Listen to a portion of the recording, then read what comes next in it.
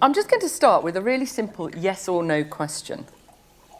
Are pesticides contributing to the decline in bee populations globally? Yes or no, Matthew? No. I don't think so, no. It's a matrix effect. I'm sorry. No, they don't. No. No. Let's start with the matrix effect. What do you mean by that? I think that the decline we've seen in honeybees, there's no one factor that can be attributed to that. So there's been losses over many, many years. In fact, the first loss of bumblebees, for example, actually occurred 20 years before some of the neonicotinoids were even on the market. But it's about habitat. You know, agriculture is now, they're almost like powerhouses. The area, particularly in the East Anglia, you've got such intensive agriculture, but that's resulted to achieve the production that we need to feed everybody. Then that's resulted in increased or reduction in any habitat, taking out hedgerows, removal of wild flowers. So there is a knock-on effect from agriculture, but it's more in terms of habitat and sort of situation that means that these other areas that the honeybees and wild bees would normally forage on is being removed. But we need to do that to increase our yields of crops. Mike, we've mentioned habitat and monocultures. What other factors are impacting on bees? Well, the three things I had in my mind were linked to that. There would be food, parasites and viruses. And when you speak to a beekeeper, certainly in the UK, as we do, I think their major concern is the varroa mite and the viruses transmitted by it. Klaus, surely though, the amount of chemicals that are used have some kind of impact, because that's certainly, as Sanjeev has outlined, the impression in a vague way that many consumers have. Yeah, I mean, I subscribe to the fact that bee health is absolutely depending on many different factors, and if you want to have a proper discussion, you need to go country by country. It's like a fingerprint, and you have to understand what is happening in this specific country and what are the most important factors in this specific country. For example, varroa mite in some countries in the world is not an issue. In other countries, it's a big issue.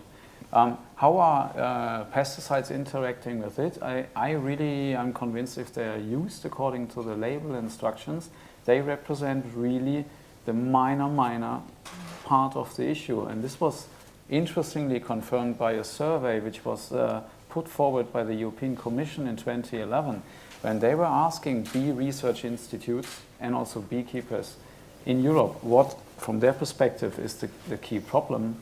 And it all ended up in diseases and parasites. It also was a high number of responses dealing with beekeeping practices. Nutrition habitats is a major issue. And interestingly, poisoning, including pesticides, was not named as a major factor. David? I think I would be in Katie's camp with regard to the multiple stressors that are involved. I think Hymenoptera, the bees and social insects as a whole, have a very low tolerance for multiple stressors. It's to do with their metabolic profiles and their ability to produce certain enzymes. That makes that particular species, out of all the insect orders, the most susceptible. So. Matthew, things are slightly different in Australia for bees. They are, Charlotte, and I suppose just to start, I'm going to facilitate open discussion. I'm going to put on the record, I'm going to express personal views here today, not necessarily official views of CropLife Australia or CropLife International.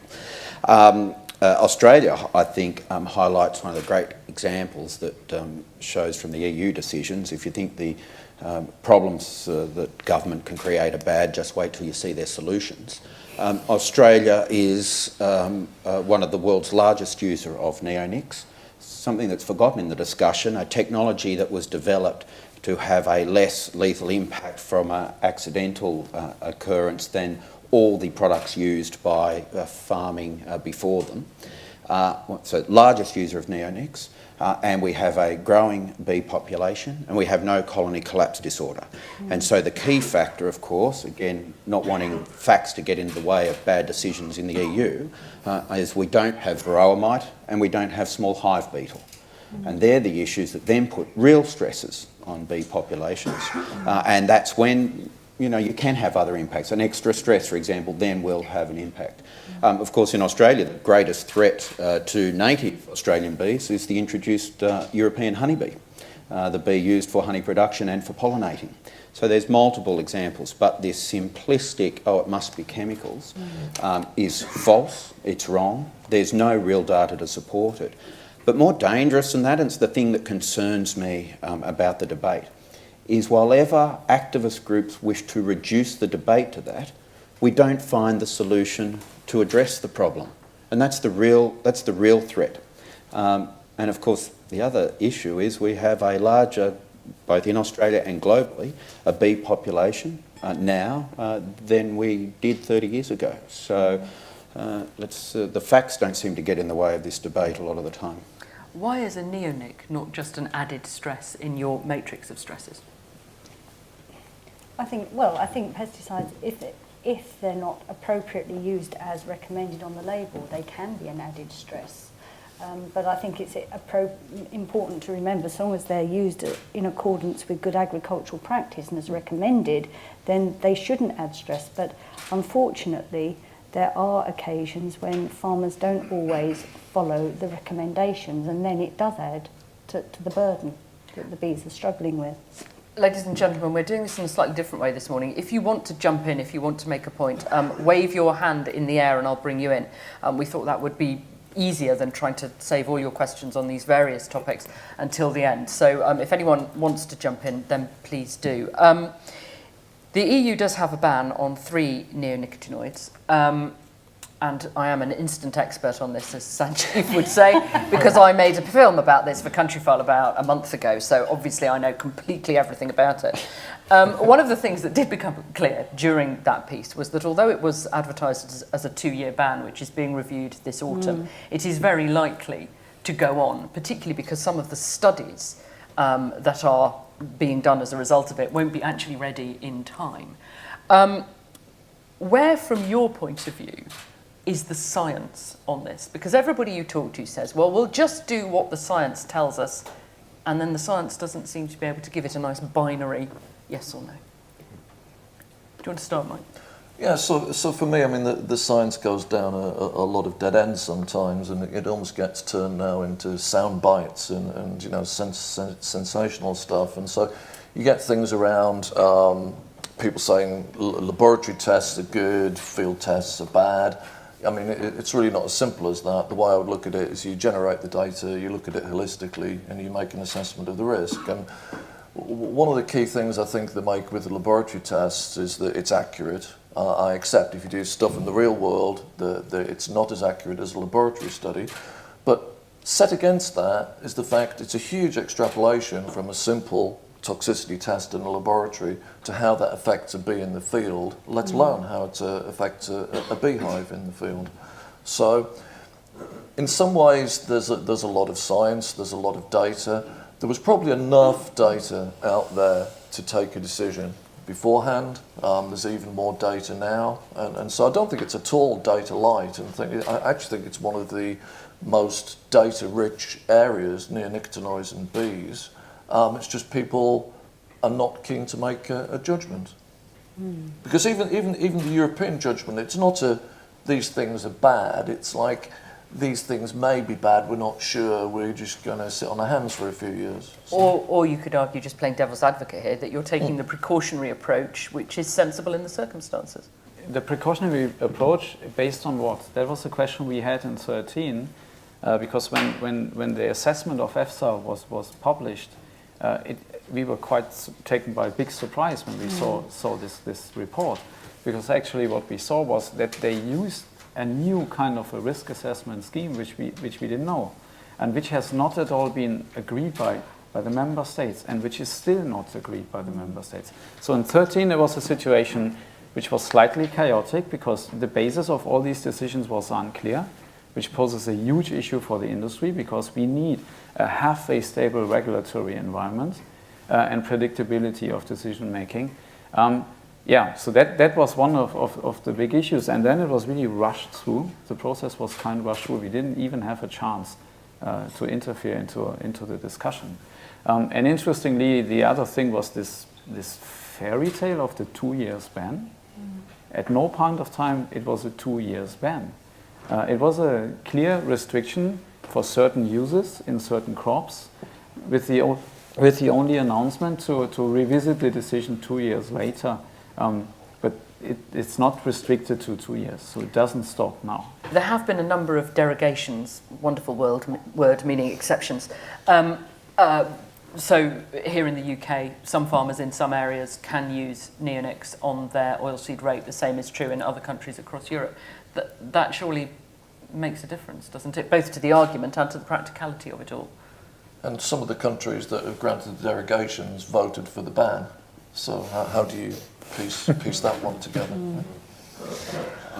Charlotte, I've got to say, I'm sorry, this concept that the precautionary approach, this let's just ban it, is the safe approach, is an entirely flawed argument.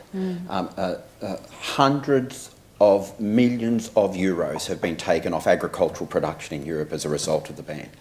Farmers in Europe have been forced back to older chemistry, which probably is more detrimental to bee population health. This concept of let's ban it, it'll all be safe. The actual ban is going to be a greater threat, I think, to European bee populations than anything.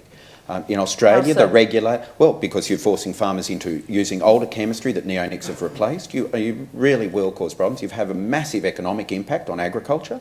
In Australia, the regulator simply looked and said, well, there's been suggestions of problems here. They looked at data. They said there is no empirical evidence. There's no independent data that would verify a ban, and have allowed it. And you know, at the end of the 2-year period, we see that advantage. Now, I'm sure Australian farmers are ecstatic that the EU will continue that ban. It probably gives them a competitive edge against European farmers. They may well be advocating with the activist groups. But the concept that somehow putting the ban in place is the safe option is a flawed approach. It's not. We'll move on, just park that thought for a minute, because we'll move on to talk about the perception versus your reality, she said carefully. I do work for the BBC. I am paid not to have any opinions. Let's talk about the regulatory systems, because what happened in Europe is very different than what happened in Australia and also in the States. So where does the difference lie? Who wants to pick that up? I mean, I have quite a strong view about this, and it's simplistically in the European scheme, it's the number of safety factors and the lack of an impact assessment. So there was no sort of we're doing this, what's the impact going to be? And so, I mean, ECPA as an exercise ran, I think it was something like 86 chemicals, and here we're talking fungicides, herbicides, insecticides, not just insecticides. We ran 86 through the scheme, and this was freely available data, and 86 out of 86 did not pass the proposed draft guidance that's in place. Okay, even fungicides and herbicides, because they put a safety factor for exposure, you put safety factors when you've got bee data and you want to take it across to represent bumblebees or other bees. You put a huge idea about how much a bee eats rather than actually measuring how much a bee eats, and it's just one on top of the other. And so, you know, it's really unfortunate the neonicotinoids were the first things to face this, because anything that faced it and anything that will subsequently face it, as it currently stands, will fail. So it's not even partially discriminatory, as opposed to the US EPA, who's have a scheme, it is precautionary, and things are screened out and pass. And the USA EPA are also prepared to entertain and look at field and semi-field and higher tier data, something the European EFSA just decided it's not to a good enough standard. And I think they are the major differences. And I don't know too much about Australia, other than England won the Ashes. But I'm so glad somebody mentioned that. I was being polite. I thought it had come up earlier than this. Yeah, it's quite late in the game. Really. Yeah. but clearly they also have a what sounds like a much more pragmatic and holistic system there to assess risk. Well, so it's interesting because they've now got this new Australian roadmap that's just come up for risk assessment, which was released only in the last couple of weeks or so. And I see that's borrowing heavily on the EFSA guidance. I'm just curious if this pragmatism that you're seeing in Australia is going to continue, or it's a bit worrying. I saw that EFSA, they were citing the EFSA guidance quite frequently in there. Yes, except that the difference is that they're going to base it on empirical evidence, on the data from the laboratories and from the field. And again, the Australian regulator, the APVMA, the Australian Pesticides and Veterinary Medicines Authority, is a truly independent authority, doesn't come under ministerial direction, so is resistant to some of the political pressure that comes from campaigns, either from industry or from nominal environmental groups. And the decision they've made on neonics, they're feeling rather smug from a scientific perspective, I think, at the moment, having all the world data that's coming out now confirming that they made the right decision. But the issue still is about proper use. I mean, as Dr. Barrett mentioned, it is critical for modern use, and we've got to stop this conflict in the debate and the regulatory space. It is about the crop protection industry, working with the farming sector, working with the honeybee industry and apiarists, and in fact agreeing groups and regulators together. There doesn't need to be conflict. There needs to be a collaborative approach to achieve both outcomes. They're not mutually exclusive, protecting bee populations and maintaining agricultural productivity. David, do you want to just jump in there? Yeah, from a regulatory standpoint, I think the thing that's happened in the last 20 years is the change that's driven by science and the change that's been driven by technology. I think these associations have been made not necessarily based on the data that we have. So science is like that. Mass spectrometry, for example, levels of detection in the environment, they've changed a lot. We're trying to overtake ourselves almost with putting these opinions in place without actually looking at what we understand from the data. The only thing that occurs to me, just as a obviously somebody who is in no way an expert, despite my earlier claims, is that to an extent, people, particularly consumers, I think sometimes feel that the science can prove whichever way you want the argument to go. You just ask a different scientist, and that is a very confusing place for a consumer to be. Yeah, I agree. You can. Trying to think of an example, you could correlate varroa populations to loss of overwintering colonies, for example, quite clearly. You can demonstrate that. Pick up any paper and they'll show you this. A colony going into overwintering with varroa, heavy infestation, is unlikely to survive. You could correlate it to what was sprayed on the fields, 3 fields along. If you put your mind to it. So I think it's important we leave the experts to do the probabilistic analysis. I think it's a dangerous tool in the wrong hands. We saw some articles come up earlier. And I think it's a lot of distraction from actually getting to the truth of what we need to do and what we need to achieve. That's a concern of mine, is that we spend so much time in condemnation. We're not actually learning from the science, and we're not actually applying education to beekeepers in their disease controls, in their husbandry practices, working with the agrochemical companies on the usage patterns and the gaps, and improving it holistically. I think that's really, really vital. Yeah, I mean, it's a classic, isn't it? You put 6 experts in a room and they'll come up with seven opinions, one each and a consensus.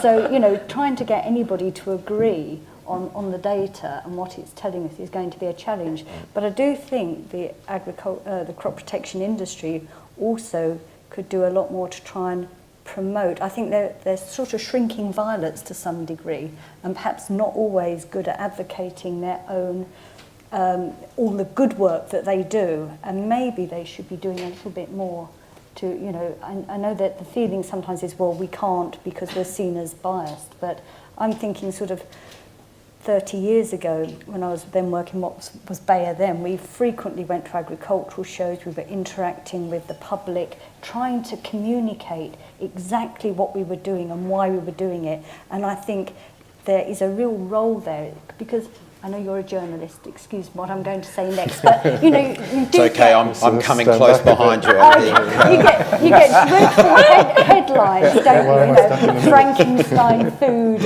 and you know, decimation of bee populations, and these are dreadful journalism headlines that do absolutely nothing to forward the cause. Sorry.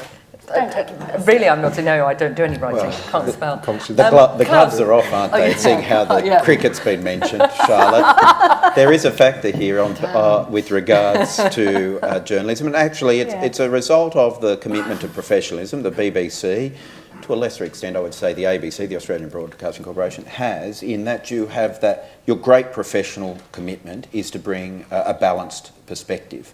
The problem is, and we've seen it in the climate change debate, and we see it on the GM side, is to journalists that means get a counter view to every view that's put. So you have 99.5% of the scientific community say, here is the situation.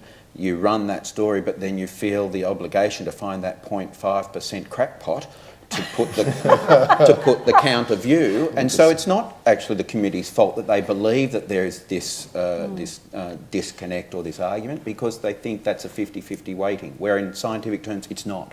Just like to disassociate any of the programs I work on from having any crackpots on them at all. But even in a given environment like this, where you have a lot of, let's say, biased opinions and a lot of critical opinions, it's possible, like in the US, that Obama launched last year a task force to protect pollinator health, which had a holistic approach, which had really taken all the elements into account, and it was already clear in the objective setting of this task force that it would really target to improve bee health and not to kill a class of chemistry which was under public pressure. So it is possible, and this gives us some hope somehow. Do you think you have been a bit of a shrinking violet, as it's been described? That you haven't gone out enough and said? Yes, absolutely. I mean, we're making efforts now. In Europe, it comes across as still quite defensive, because we are already under so much pressure. So we launched the Bayer Bee Care program, for example, because we realized we have a lot of expertise in us. We have Varroa side products in Bayer Animal Health, and we wanted to offer a discussion platform on the one hand, and we on the other hand wanted to offer a platform where we discuss with the countries what's the fingerprint and launch research projects in like Latin America and Asia Pacific. In these areas, I think the impact is really great. In Europe, we are always on the difficult side. That perception is, you're just defending. But that's not a reason to not do it. Yeah, that's why we do it. You have to get And we're out there. absolutely behind. We have Gillian here. Yeah. So if you have later questions, she's from the Bee Care Center. Happy that we both can answer more detailed questions. I think the other thing in Europe, what we've lost is the benefit. I mean, I think food is cheap. You're asked something, you've got something that's intrinsically toxic and it's a hazard. Do you want it or don't you? And you don't look on the other side. And I think this is perhaps why clearly Australia, but also Australia, Canada, Brazil and other countries, they care about their agriculture, and indeed the regulation has a factor looking at risk and benefit. And I think it's got completely uncoupled in Europe, and so it's almost like, do you want this or don't you want it? And it's become too simplistic a question for me, really. We are where we are. Where do you go? What do you do? Well, we get a tube and then a train to go home. I mean, I think it is a good question, and I think we're putting in some good practices globally to try and almost mitigate Europe. What we do in Europe, you know, I really don't know. It's not just in the bee area. It's probably speaking to the converted here. I mean, it's groundwater, it's metabolites, it's bystanders, it's, you know, non-target plants where you can't spray a herbicide on a plant in a field because we need to preserve it. It's just gone so far there. My hope is that the member state regulators and perhaps the farming community could come together with the industry to try and come up with something that's workable and holistic and looks at some of the benefit as well. But at the moment, you know, if I'm a European politician, say we take the bee issue, right?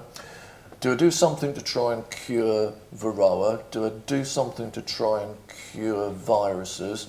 Do I change the environment to provide more food? Or do I ban something? You know, they would like to do something quickly and now and headline. And to be honest, it's probably the best immediate thing you can do for reaction, although totally missing the holistic issue that Katie talked about earlier. And it's of that example that CropLife Australia looked to partner with the Australian honeybee industry, our National Farmers Federation, watching what was going on around neonics in Europe, realised that what we need to do is bring a holistic solution to government rather than let them make one of those brilliant government decisions. It's what led to CropLife Australia launching last year our Bee Connected app, which means farmers get to automatically communicate with APRIS in their area. All bee connectors, they're registered, they're alerted so they can spray in a safe way. Beekeepers can be alerted and move hives, really that coordinated approach is just that next level. And again, allowed the regulator to make a decision free of pressure on the evidence they had, and products remain on the market and bee populations keep going up. You need an app. No, I mean, what I think is, back to Europe, is we need to leverage the discussion on a completely different level. If we keep on discussing neonics and bee safety and all these kinds of things, I mean, there's no way in this current setup in Europe. We need a discussion where we have to engage a lot more as an industry on what's the benefit of intensified agriculture. Do we need this? Do we want this in Europe or not? But please consider the impact if you go away to something else. To all kinds of things, also to biodiversity, to water use, and all these things which are maybe arguments which would resonate a lot better in the public. So I think there we need to learn a new language as an industry as well. I would agree. I think in Europe as well, there's an awful lot of... the US is a very large country and it has a very large governing body. You know, you can look at Asia and even Australia is the same. You look at Europe and it's a patchwork of different politicians trying to come to certain conclusions. So I think Europe is unique. And there are some knee-jerk reactions, I think, from things that have been discovered. Undoing those knee-jerk reactions is a lot more complicated than perhaps the holistic approach that they've taken in Australia, where they can pull everyone together, and even in the US, as Mike says, it's simple and it's a straightforward plan. So I think Europe, by its very design, makes this process more complicated too. What about the people who campaign, as they would argue, on behalf of bees, who are very genuinely worried about the kind of chemistry that we're talking about? How do you and they fit in together, or don't you, Katie? I guess any argument, there'll be always two sides to any argument, and there'll always be those that campaign. But I think there has to be the opportunity to kind of work together and counter their concerns. But I do think it comes back to this, you know, the negative views put forward by some of these campaigners. They're very effective at what they do. One has to say they've really been very good at grasping the headlines, which is where I think we have to shift the balance back and get those farmers and the crop protection industry itself coming back, because the advocates of things like you get people who say, oh, well, you know, we could all go organic, you know, but I mean, it's not sustainable. Organic farms manage because they're like icebergs, you know, and surrounded by intensive farming where the crop and pest pressure is kept to a minimum because of our current agricultural practices. So, you know, it's not sustainable, but you've got to have that open dialogue and let people then make up their mind. I'm sure, you know, if you had that the science would come through and the sense would come through, but we just don't get that platform. I mean, these campaigners are usually not the ones who want an open dialogue. I mean, they are not open for discussion. And I mean, there are lots of people out there who are really worried, and we can talk and we have good discussions. But the campaigners that's a different area. It's not their model to discuss with us. I suppose on Klaus's point, I'd seek clarification, Charlotte, on who you mean by those who are advocating for the bees. Are we talking about the global corporate activist organisations who make a lot of money by making city people angry and afraid of things? Because there is no argument with those people. They have a business model to generate a lot of money for themselves. They have an organisation and corporate culture like any other. Then there are those who are genuinely committed to outcomes, and you do find you can sit down with those people. And I think we need to be very realistic about the other side of this debate and what drives them. Let's just pause for some open dialogue with the people in front of us.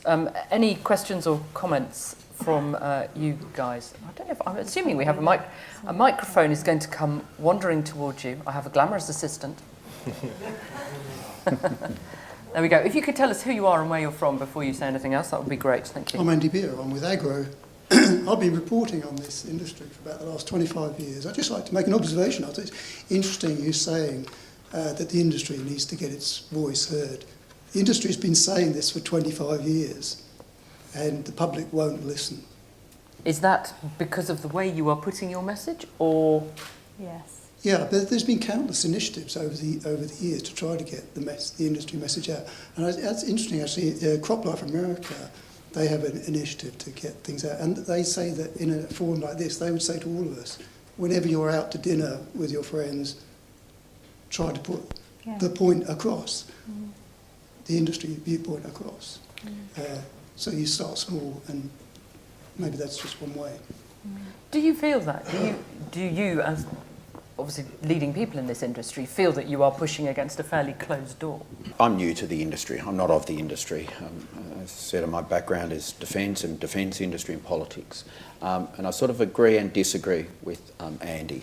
When I came to this role just about 4 years ago, the thing that I was completely perplexed about was actually an inherent culture of the industry that was afraid of defending itself, and not even only defending itself, putting the debate into the context that needs to be had about global food production, about agricultural productivity. It was like there was an inherent negative defence of the debate was always, no, we're not dangerous. Well, you don't win any public discourse engagement on that front. And I think the problem is the industry is scientific, and therefore dominated by a scientific culture that still has this wonderful concept that facts and independent evidence wins a public policy debate. And on the other side of this debate are people who will undertake what's the equivalent of guerrilla warfare in public campaigning. Or they will just genuinely put their viewpoint forward. Because that's all they will argue. We don't have an environmentalist here, so I shall be one for the day. That's all they're doing. All they're doing is saying, this, in our opinion, is dangerous, and we can't afford to lose bees or watercourses or any of the other things which they perceive as being under threat by what you do to make money. I don't think that's completely correct. There are groups like that, Charlotte, and I grant you that, and they're the groups that actually the industry and farmer groups sit down and work with. We sit down with them in Australia. There are other groups that don't do that, and if you look at the material they put out, they don't go, let's make a decision on science. They put scaremongering, extreme positions, neonics killing bees. And it's not about a debate, it's about a policy outcome that they're seeking. We just have a few more minutes. There's another question just here, the gentleman here. Just tell us who you are as well. Any more questions, just stick your hands up now and we'll get the microphone. I'm Pradeep Dave from PMFI, India. And with due respect to the journalist and the press, the more importance are given to the campaigner and the NGOs.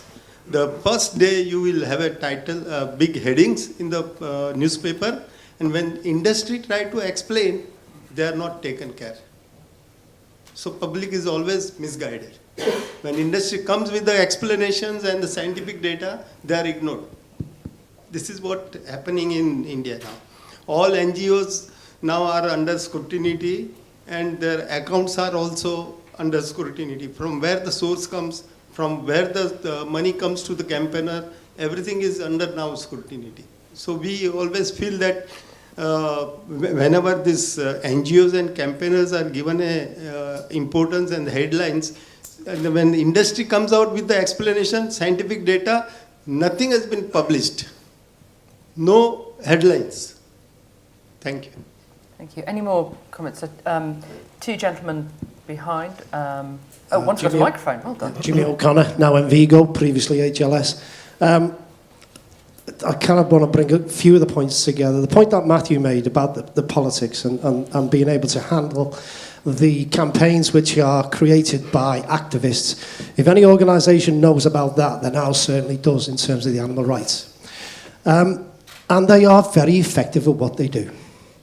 You know, it is about grabbing headlines, and please don't take this the wrong way, Charlotte.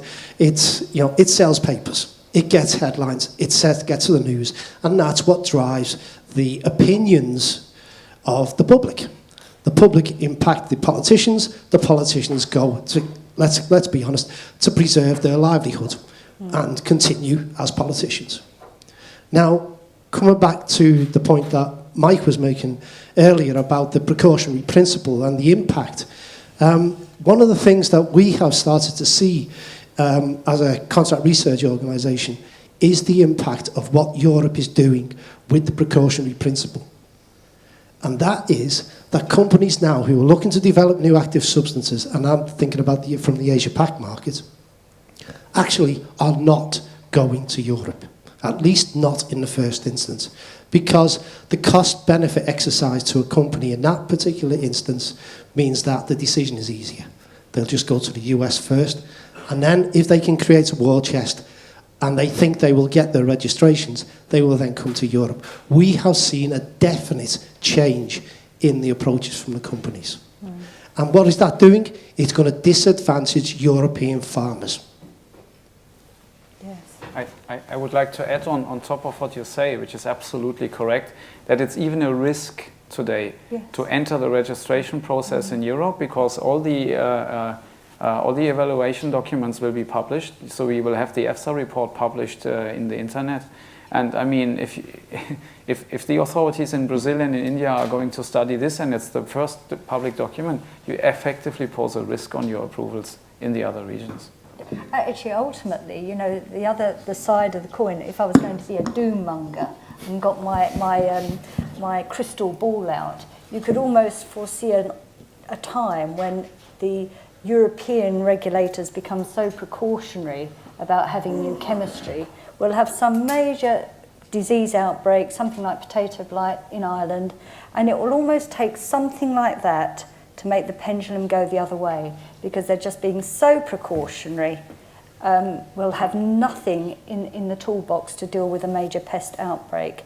And I hope I'm wrong, but I have a horrible feeling even in my life that something like that will happen. Then we'll have real food security issues in Europe. We've had the luxury, as Mike said, we've never really had to go without, and we've always had the luxury of plenty, but that can change. And I think, you know, like I say, if I was really being a doom monger, something like that could happen.